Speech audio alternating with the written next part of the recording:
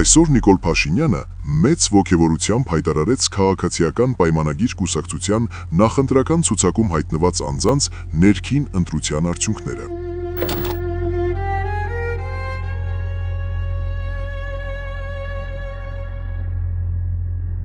Բարև, ինչպե՞ս եք։ Սկսում ենք հետաքննել ու փռել ասֆալտին ցուցակում հայտնված թալանի երաշխավորներին։ Հավանելով, կիսվելով եւ բաժանորդագրվելով դուք օգնում եք մեզ բոլորիս, որպեսզի ժամ առաջ ազատվենք երկրում տիրող իրավիճակից։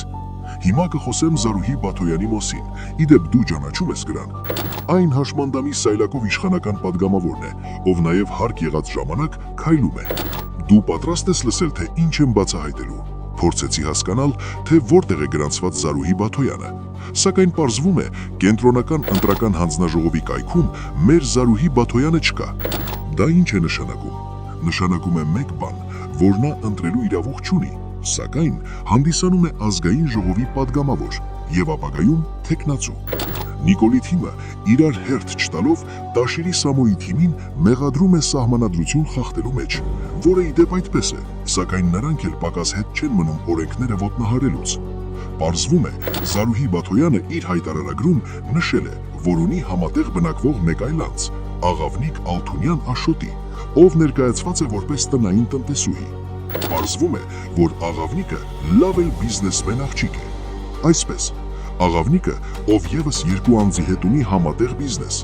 այդ երկու անձինք են Սյուզաննա Բաթոյանը եւ Ռուզաննա Բաթոյանը։ Zart Print ընկերությունը, որ պատկանում է վերոնշյալ 3 անձանց, մեկ անձից գնումով 3 պայմանագիր է կնքել։ Երկուսը աշխատանքի եւ սոցիալական հարցերի նախարարության հետ, մեկն էլ հանրային ռադիոյի։ Ինչ եմ ուզում ասել, որ Հայաստանում ոչ միայն չի վերացել կոռուպցիան, այլ նաև կոռուպցիայի դեմ պայքար հայտարարած իշխանությունները մինչ ականջների ծայրը թաղված են կոռուպցիայի մեջ։ Սահմանադրությունը հստակ ասում է, պետք է քշել թալանչիներին իշխանությունից։ Հիշեցնեմ, սիրելիներ, որ հենց բաժանորդների թիվը YouTube-ում հասնի 1000-ի հրապարակելու եմ ապացույց Նիկոլ Փաշինյանի մասին։ Շնորհակալ եմ, որ ինձ մենակ չեք թողնում։